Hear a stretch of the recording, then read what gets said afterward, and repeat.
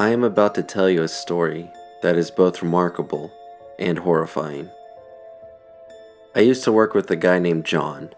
Our job requires us to travel all across the United States. It's a big reason why I love my job, and I consider John to be a good friend, and I got to know him pretty well, or at least I thought I did. We were in Minnesota during the winter on a business trip, and our flight got delayed back home because of a blistering winter storm. John and I decided to stay inside the hotel instead of going out to bars trying to talk to local women. It wasn't long until John started pouring us whiskey from a bottle that he got earlier on the trip. We made a toast and started drinking in my room. As we were drinking, we noticed that the storm outside was getting worse. It created an eerie ambiance, which led to the topic of ghost stories. We never talked about things like that, so I was determined to scare John. I told him the best story I knew.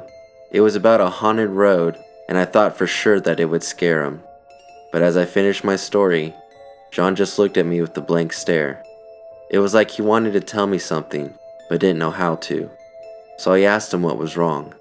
I figured that he was just drunk and was trying to collect his thoughts. But then John took a deep breath, straightened his posture, and looked at me and said, "What I'm about to tell you is a story that I have never told anyone. I don't care if you believe me, but I need to tell someone." After his statement, I instantly became intrigued. John wasn't much for theatrics, so I knew this was going to be good. Little did I know that what John was going to tell me was quite possibly the greatest horror story of all time. He started off by saying how his favorite pastime growing up was fishing with his father. He continued that passion into his college years and became best friends with his roommate Sam. They spent majority of their weekends out on the lake, fishing and pounding down beers. Whenever they graduated, they planned a massive fishing trip to Michigan. This is when the story started getting interesting. They were on their way to Lake Superior when they stopped at a bait shop in a small community called Channing, Michigan. The bait shop was beat up and in need of some TLC, but this didn't bother John or Sam. They just needed bait. However, when they walked inside, they started to have second thoughts. On the walls were paintings and posters of grotesque pictures of witches by a swamp, and some knickknacks on the shelves of witches. Not all of them were horrifying. Some were kind of whimsical, but they all had the same banner at the bottom that read, "Witch Lake." This unsettled both John and Sam, but they were already inside and needed bait, so they walked to the back of the shop, retrieved some bait, and then walked up to the front counter, where an old man greeted them. It was the owner of the shop. He had distinguished wrinkles and a prominent brow. He seemed like a no-nonsense type of guy, so it made John uneasy when Sam asked the owner, very childishly, "So did a witch put a curse on your store?" John said that Sam was a very charming and charismatic guy in college, so it didn't surprise John that Sam would ask such a question. John would usually correct Sam, but he admitted that he was curious himself and wanted to hear the owner's response. The owner took a while to reply, and peered at Sam with a stern look, and eventually answered, "No, this shop is not cursed, but Witch Lake, that's about 10 miles up north, is." Sam and John didn't know how to take the answer and tried to hide their smirks on their faces. Sam, with his best efforts, tried to contain his laughter. Then he commented, "You're messing with us." The owner kept his serious demeanor and simply replied, "No, I am not messing with you." Sam lightly apologized and explained how he and John were on a fishing trip and have never heard of a cursed lake before. The owner eyed John and Sam with a vexing look and began to tell them about the legend of Witch Lake. During the late 17th century, a local man saw a woman dancing naked in the woods near a fire. The following morning, the man told the entire town what he saw and identified the woman as Elizabeth Beckett. He was certain it was her because he could see her pale complexion and long flowing red hair in the firelight. Elizabeth was the only red-headed woman in the community, so it was easily declared that it was her. Once the word got out, the town went to Elizabeth's house to retrieve her. George Beckett, Elizabeth's father, answered the door. They asked him where Elizabeth was, and he told them that she was in her room. They told him about the accusations of her dancing in the woods naked, and then that's when the townspeople, including Mr. Beckett, dragged Abigail by her hair from her room and across the town to the courthouse. She was accused of participating in witchcraft. In tears, she pleaded her case. No matter what she said, she wasn't going to sway the town's convictions. The court found her guilty and sentenced Elizabeth to death. George was devastated and disowned his own daughter after the trial. After Elizabeth was found guilty, some of the men of the town, including Elizabeth's father, forced her down and began tying her entire body with rope. After she was bound, they carried her to the lake. The entire town was chanting and cursing Elizabeth's name, saying things like, "Drown the witch." Elizabeth was crying and begging for forgiveness. Everyone she ever knew, friends and neighbors, wanted her dead. Even her own father. Whenever they got to the lake, they fastened a boulder to Elizabeth's body and put her into a boat. Mr. Beckett and a couple of men then paddled to the middle of the lake where they would throw Elizabeth's body overboard. In the distance, Elizabeth could hear the townspeople shouting for her death. She begged one last time for the men to spare her life, but the men just cursed at her and told her to rot in hell. Mr. Beckett didn't even acknowledge Elizabeth. She was no longer his daughter. Before they threw her in, Elizabeth stopped weeping and pleading, and instead started speaking in tongues, words the men on board have never heard before. The men were confused and startled. That's when someone on board shouted, "Quickly, throw her in before she puts a curse on us." Before Mr. Beckett and a few other men could throw Elizabeth into the lake, Elizabeth stopped speaking and her eyes turned completely black. She was silent and motionless. It was as if she was already dead. As they picked up her limp body, Elizabeth didn't put up a fight or yell. They threw her into the lake. The last thing the men saw was Elizabeth's bright red hair as she began to sink to the bottom of the lake. As the men paddled back to shore, they were greeted with cheers and shouts that the witch is dead. Mr. Beckett was expressionless and walked back home in silence. A couple of days went by and the town returned to its normancy. That's when the town was astonished to hear hysterical cries from two boys running back into the town yelling, "She's back! Elizabeth is back!" People came running out of their homes to calm the boys down and to hear their story. The two boys said they went fishing that morning and everything was fine until a heavy fog rolled in, seemingly out of nowhere. This unsettled the boys, but as the fog continued to creep in, one of the boys' line was snagged and was moving violently. The boys overlooked the ominous fog and turned their attention to the snagged line. After about a couple of minutes of struggling, the boys reeled in a fish they had never seen before. The entire fish was covered in a thick coat of red fur. The boys were ecstatic because they discovered a brand new species. When the boys grabbed the fish to take the hook out of its mouth, the fur felt like a wet dog. They also noticed that the fish had solid black eyes and a black human-like tongue. This excited the boys even more because they couldn't wait to show the town. That's when one of the boys noticed that the entire lake was covered in a fog. This frightened the boys, and then suddenly, the fish started to dissipate and slowly started to vanish out of the hands of one of the boys. This terrified them, and they started to scream. That's when they also noticed that the lake's waters were shaking vigorously. The boys were transfixed, and in the distance, they saw a head slowly rise from the water. The head had long red hair. Even though it was covered in muck, the boys could see red tones.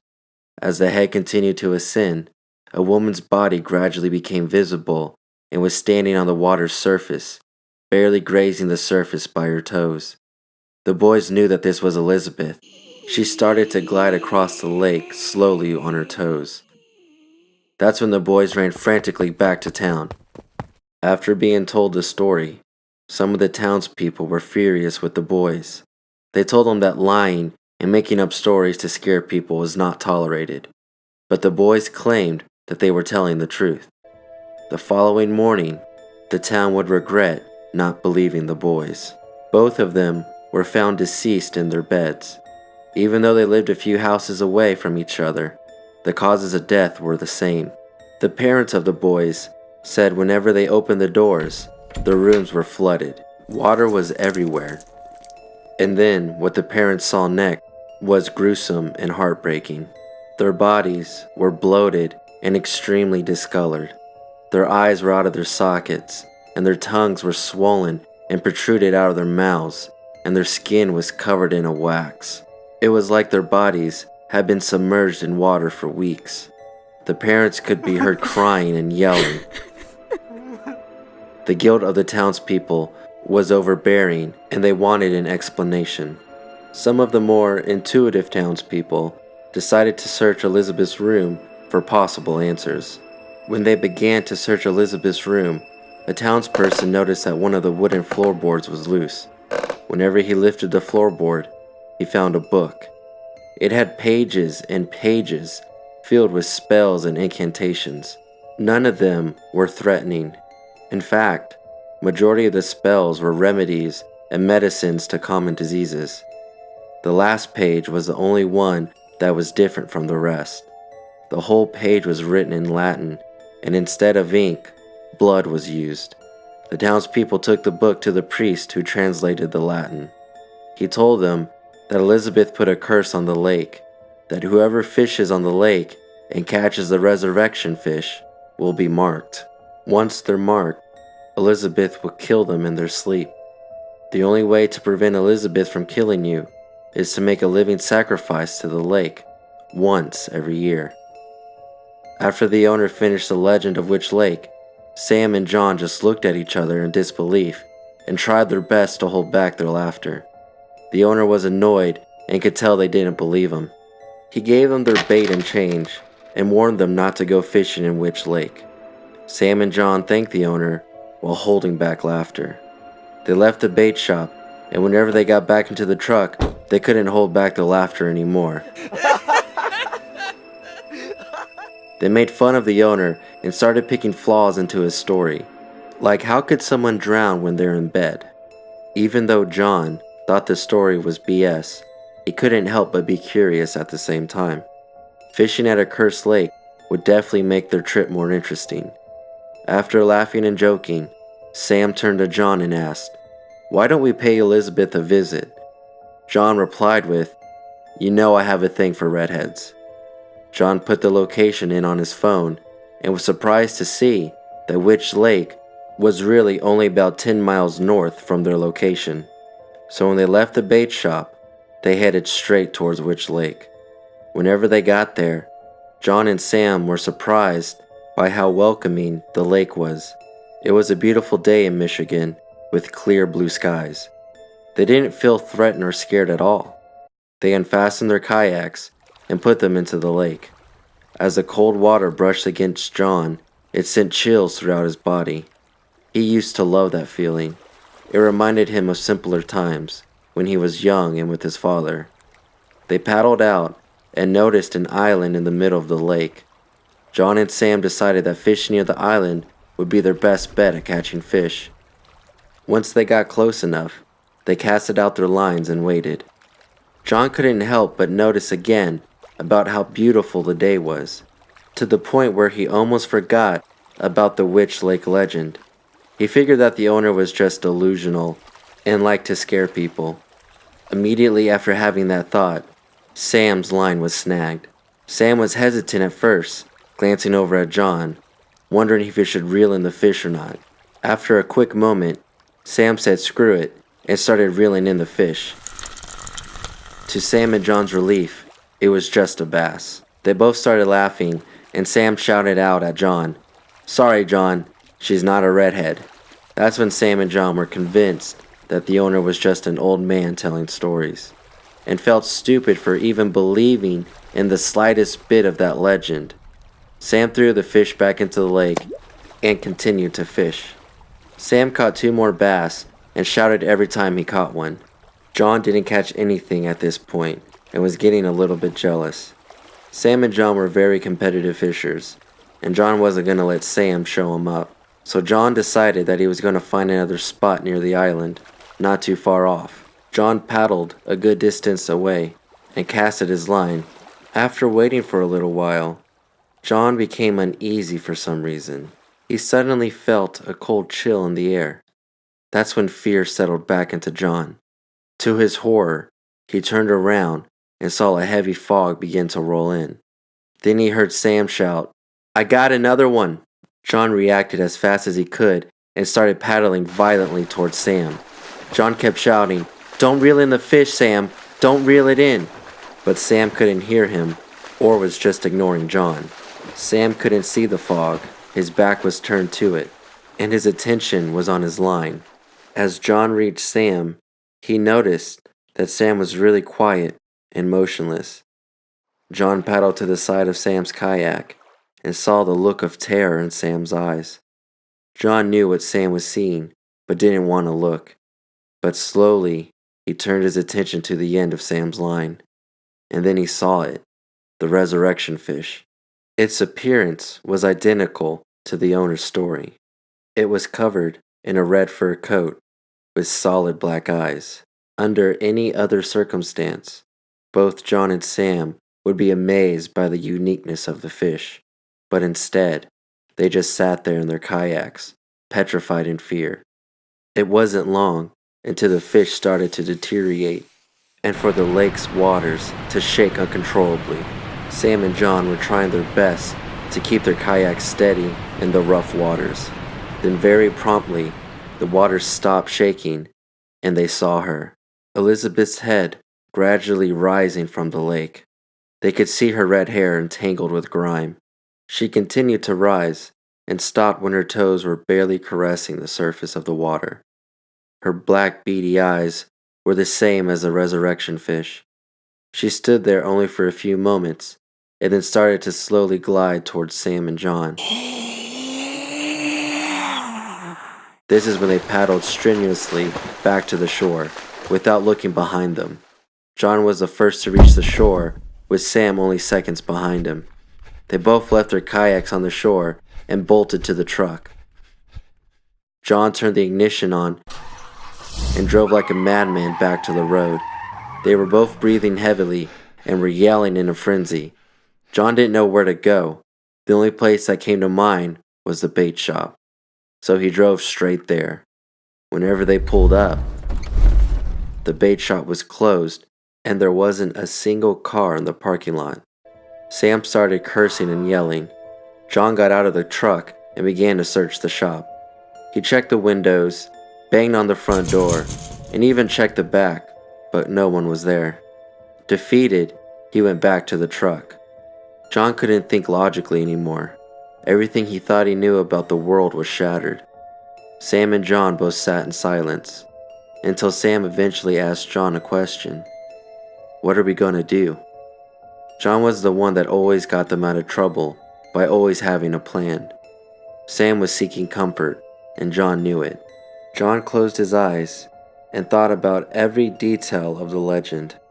He remembered that there was no way to break or stop the curse. That's when John answered, "We need to make a sacrifice." Sam, in a very smart-ass tone, replied, "Perfect. Let's go to the store and ask somebody if they want to be sacrificed to a witch." John knew what he said sounded stupid, but then he remembered what the owner told them, that it had to be a living sacrifice, which meant that they didn't necessarily have to use a human, but anything living.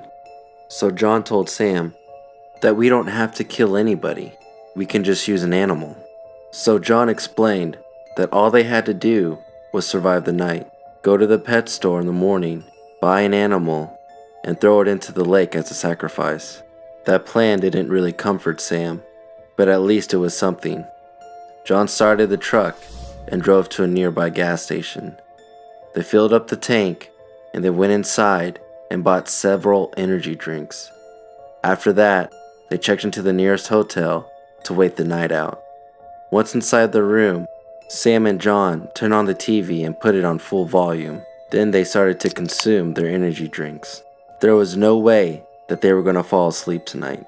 They kept going over their plan and tried to convince themselves that everything was going to be okay. It was getting late and they showed no signs of drowsiness. They also did push-ups and sit-ups at the slightest hint of sleepiness. That's when, out of nowhere, Sam started to panic. John asked what was going on, and Sam yelled, "I'm falling asleep." John didn't understand, but Sam kept yelling and repeating to John, "Don't let her get me. John, do not let her get me." That's when Sam collapsed on the bed and fell asleep. It was like someone put Sam in a trance or spell. John jumped on Sam and started yelling and slapping Sam across the face. No matter how hard he tried, Sam would not wake up. It wasn't long until John was under the same spell as Sam.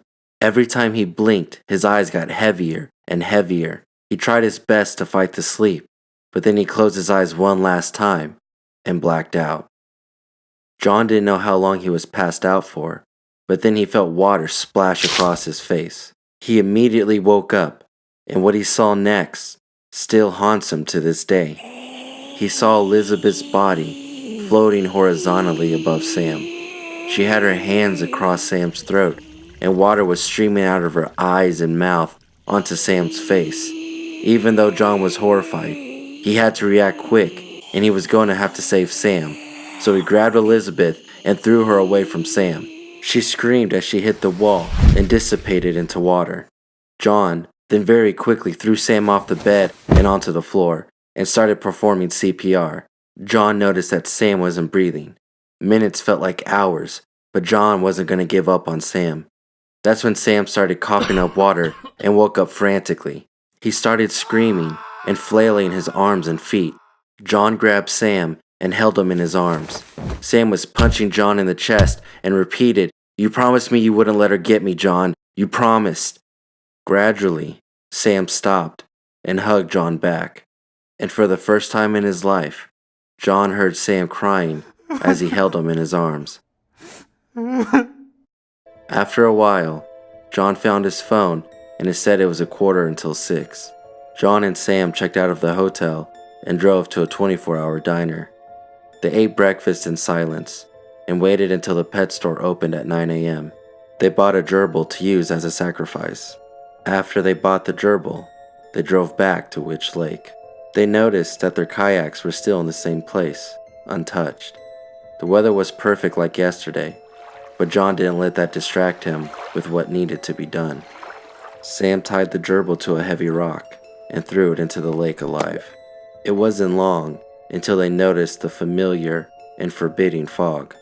The waters began to shake, and then they saw Elizabeth rise again from the waters.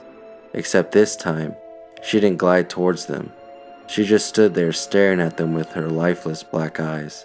She then opened her rotting mouth and said only 2 words, 1 year, and then slowly descended back into the water. As John finished his story, he was shaking and lightly sobbing. He told me that she took everything from him. He said that he doesn't like to fish anymore, that his passion is gone, and that some nights he thinks about ending his life because he is forever cursed and marked by Elizabeth. John's hands were in his face as he sat on the edge of the hotel chair. He sat there silently, except for the occasional snivel. I sat on the edge of my bed facing John in astonishment. I didn't know what to say to him. I have never seen John like this. I couldn't tell if he was telling the truth or not. It was an incredible story that John believed in. I figured the only thing I could do was to break the awkwardness. So I got up from my bed and went over to John and patted him on the back. I then said, "I'm sorry, John, but I will never go on a fishing trip with you." I don't think John liked my attempt at joking, because he got up from his chair and excused himself. He then left my room and walked back across the hall towards his. The following morning, John was extremely distant and quiet towards me. He treated me like I wronged him somehow. During the flight back home, he didn't say one word to me and didn't make any eye contact. The tension only got worse when we landed. John told me that he wanted to take separate taxis. I tried to argue with him, but he just ignored me. He quickly got his belongings at baggage claim, and then bolted outside. I didn't know how to respond to that. It's not like I forced John to tell me his ridiculous story. I eventually got my stuff and got a taxi. When I arrived to my job to give the reports to my supervisor, he looked confused when he saw me. I asked him what was wrong, and he replied with, "What the hell happened in Minnesota?" I asked him what he was talking about, and he told me that John came in, went upstairs to upper management, and then quit without any explanation. My supervisor then told me that they wanted to see me upstairs, so I went up there and tried my best to explain what happened. I told them the story John told me, and after I finished, they all stared at me like I was crazy, like I was the one that came up with John's story. After that day, I became the work pariah. Everyone thought I had something to do with John's leaving and made up some bogus story. After all, John was a veteran and one of their top employees, so why would they believe me? It got so bad that I was relocated to a new branch to start over. I will never forgive John for that. He's an asshole for putting my job at risk when I didn't even provoke him. Even if I tried to get a hold of him to let him know what I think, it'd be a hopeless cause. He blocked my number the day that he quit, and he didn't have any social media accounts. I wouldn't be surprised if he changed his name and moved to a different state. It's like he never existed. I think about his story from time to time and can't help to think that there's some truth behind it. So I did a little bit of research and found out that Michigan actually has a witch lake, and that Channing, Michigan is about 10 miles away. So that part of John's story is at least true.